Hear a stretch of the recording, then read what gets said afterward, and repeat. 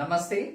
Welcome to this lecture series on G-Acoustics. I hope you had watched the previous parts of this lecture series. If you are our partner, like a customer or a contractor or a consultant or a dealer, and we suggest you to get back to the first part of the video, second part, do it in a sequence so that you have a better understanding of the topics what we intend to cover and reach it to you. Because if intermediate parts are missed, there is a possibility that certain topics won't be clear when it's not understood the right way. And we suggest you to start from the part 1, go in sequence and come to this. In case if you just came to just watch this particular part of the video, then you can go ahead, right? So in today's lecture, we are going to talk about two topics. One is the absorption coefficient and second one is NRC, which is noise reduction coefficient. Coming to the first topic, absorption coefficient. Let us analyze what absorption is. In physics, you know about the law of conservation of energy. So what does that law states? So it means energy can never be created nor it can be destroyed. So energy, when it is created, it can only be converted and it can never be destroyed. So what it means? Now let us take one particular material, right? Let me see that there is a sound that is falling on that particular material. Now when the sound falls on any particular material, there are few things that will happen to that particular sound. One is some of the sound may enter if it is a good absorber. Okay, this particular material, if it's a good absorber, then some of the material can get in, and this we call it as absorption. And some may get reflected, right? Some will get reflected and this one will get absorbed, right? And some material, it may just bypass this material from the edges. And this one is called as diffraction. Diffraction of that particular sound. And in some case, suppose if the material is a rough surface, right? Like for example, if it is a rough surface like this, then what happens? When the sound falls, it gets diffused in different directions. So this, we call this as diffusion. So in all these cases, when a sound which is an energy by itself falls on a particular material, when it gets absorbed, the sound is converted into a heat energy. So heat, it doesn't mean it will burn this material. It is a very minute level of heat that it gets converted. So sound gets converted into heat. Some of the sound are getting reflected, some are diffracted, and some are diffused, all this. So based on this law of conservation of energy, the sound gets converted into minute form of heat. So that is what is absorption all about. Now when we say absorption, like for example, if we have a foam material, right? Foam material, say you put a glass of water onto that, right? What happens? It totally gets absorbed. We say it is fully absorbed.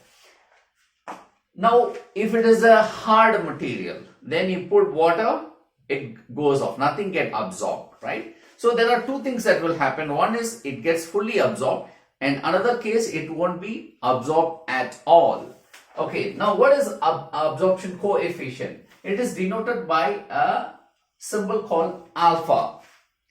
Alpha, the value of alpha, this is a unitless quantity. It's a unitless. So absorption coefficient alpha, it can have a value of 0 or it can have a value of 1. Okay. Now this means it is 0% in terms of percentage, and this is 100%. So what it means? When an absorption coefficient is 0, it means nothing gets absorbed, right? So when somebody fails in the exam, we say he got this 0, it means he got nothing, means he didn't perform at all. Same way, any particular material that doesn't perform as an absorber will have 0 as a absorption coefficient. Now let us say if it is called 1, if the absorption coefficient is 1, then there is 100% absorption, which is very ideal. 100% absorption, and any value, like for example, let us say it's 0.1, then about 10% of it gets absorbed, right? 10% of that.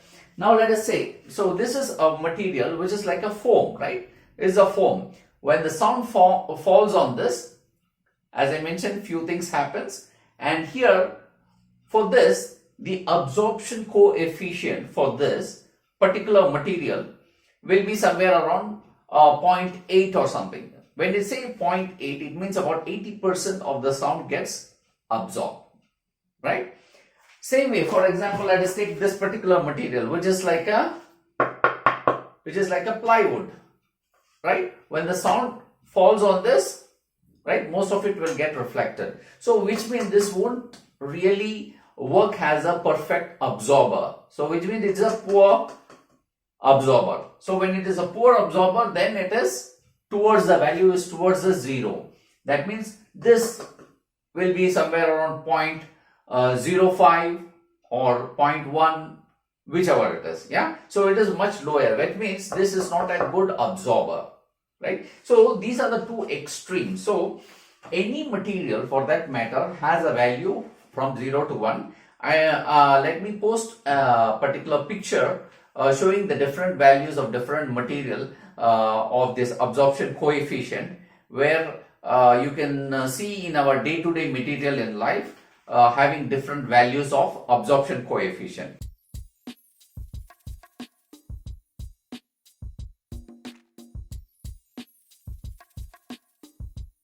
Now this absorption coefficient is a parameter that is used in room acoustics. Now, in the previous lecture, we spoke about room acoustics and soundproofing. Now, when it comes to soundproofing, that is a different thing that we do. As far as room acoustics is concerned, we think we do a different set of things. Now, for room acoustics, these parameters becomes very important. Okay, these parameters is important for room acoustics. Now, let me put another expression or a formula which says A is equal to S times alpha. So what each one of it means? So this means total absorption. What is it? This is a total absorption. And what is alpha? S? S is the surface area of the material. Surface area. Yeah, surface area of the material is that. And alpha is the absorption coefficient. So surface area multiplied by the absorption coefficient is the total absorption. Now let me give a typical example. Now let us, for example, say there is a particular wall, right? There is a wall and there is a big window, let us assume. A wall and a window. Okay. Now let us calculate. Okay, this is a wall, right? Now I am going to calculate what is the absorption coefficient for this particular area, which is open, right? Which is open. The window is open. That means any sound that is falling on this particular wall escapes out 100%, right? Whatever sound you put through the window, it escapes. Now let us assume that this particular area of the window is 1 meter square. 1 meter square is the size of the window, and I put a sound here from this side, and all the 100% of the sound goes away. So can we consider that as 100% absorption? Because always it is idealistic, right? When we say 100% absorption, that means it's ideal. It is 100%. So for example, we saw in the sponge or a foam material, it value is about 0.8 something. It's not a perfect absorber. Now in this case, this is a perfect absorber. Now let us come to this formula. Now the surface area is 1 meter square multiplied by alpha, what I mentioned, when it is 100% absorber, the value is 1, right? So 1 times 1 is 1. So area A, and this A, now it is signified by a formula or is signified by a unit called sabine. Okay, sabine. So this is 1 metric sabine. So 1 metric sabine, it means, considering a 1 meter square of window through which the sound goes, it totally gets absorbed. That is 1 metric sabine. Now this is to arrive at this particular sabine. See, sabine is the name of a scientist who did a lot of pioneering research on audio and acoustics, and even in the subsequent topic of reverberation time, we are going to study about sabine. So now A, we saw this is a multiplication of the surface area and alpha. Now let us assume, because I mentioned this absorption coefficient is related to room acoustic. Now let us take the room. We have all the 4 walls as 4 surfaces. We have floor as 1 surface, ceiling as 1 surface. All this is the surface area. Now what is the total absorption inside the room? How is the total absorption inside the room? Now let us take this as S1. Absorption coefficient will be alpha 1 plus S2 alpha 2 plus, like that it goes on, right? So what it means, now let us assume that, for example, this is a room, okay? Now surface area of wall 1, okay? Then what is the material's absorption coefficient? That will be this. Then wall 2, then absorption coefficient wall 2, like that. Then it will go to floor,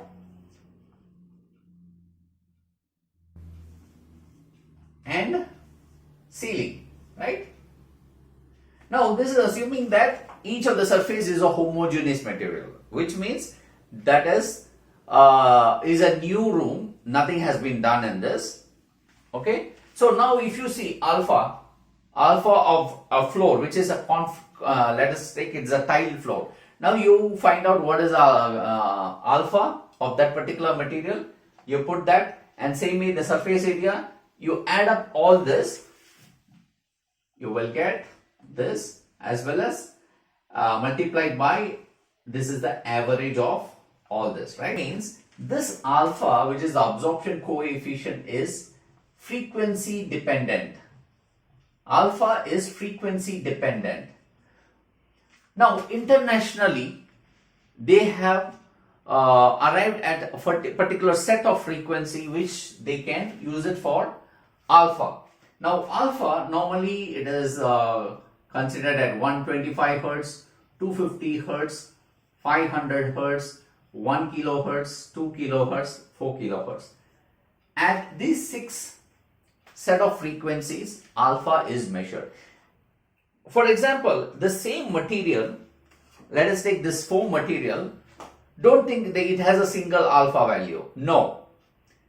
At each of these different frequencies, the alpha value is different. The alpha value is different. Now, when somebody quotes a value, absorption coefficient, and normally alpha, which is absorption coefficient, should have a suffix which is the frequency in hertz. Okay, it has to be indicated that way. Now if nothing has been indicated, they just mention alpha, that means by default this is at 500 hertz. At 500 hertz. Otherwise, for any specific material, if you see the chart of a material for absorption coefficient, these 6 frequencies are measured. 6 frequencies are measured, right? Now let us come to this Nrc value. Now this is a very common term used among many people in the acoustics industry, or whoever talks about acoustic. This is a common value that people talk about, Nrc, which is a noise reduction coefficient. but it is not really understood what it means, right? Noise reduction coefficient. So noise reduction coefficient, what it means?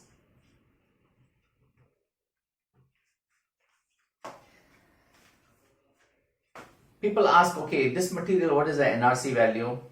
Maybe 0.8 or 0.9. So what it means, okay? Now here I'm going to explain what it means, right? Now NRC value is taken at these 4 frequencies, right? At these 4 frequencies, the absorption coefficient is measured for this material, for whichever type of material the specification is made, and it's averaged out. That means alpha 250 plus alpha 500 plus alpha 1 kilohertz plus alpha 2 kilohertz divided by 4. This gives the NRC value, new noise reduction coefficient, which is measured at only 4 frequencies: 250, 500, 1 kilohertz and 2 kilohertz. So this means, you see the range of frequency, these are mostly the speech frequency, So when you try to calculate the acoustics for a specific room, if you're talking only about NRC value, that means it is only meant for the speech frequency. So only meant for speech frequency. Now, for example, if a particular room is being used for a music band, so music, because it has a wide frequency starting from 20 hertz to 20 kilohertz. So what about the frequencies less than 250 hertz and about 2 kilohertz? So this value of NRC of any particular material is not going to be really helpful when we are going to go ahead with the detailed acoustics as far as room acoustics is concerned. So this is a very important concept of having a clear understanding of NRC value. This NRC value, and there is also a misunderstanding about the people. You see, any material that is available in the market, they call it as acoustic material, which is actually a misleading thing. And when we see, when we ask for the acoustic specification of the material, it's rarely available with many of the manufacturers. They just mention this NRC value. Okay, and you know how this NRC, this alpha, which is the absorption coefficient, is measured. Normally it's done inside a reverberation chamber by a test facility. They put a particular material of a specific area with the different frequency tones. At this frequency it is measured, and that is what is given in the report.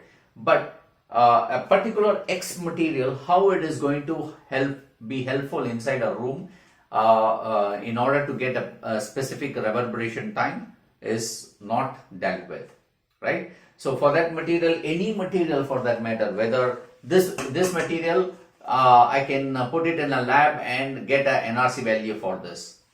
So by doing that, I can call this as an acoustic material, and this is what happens in the market.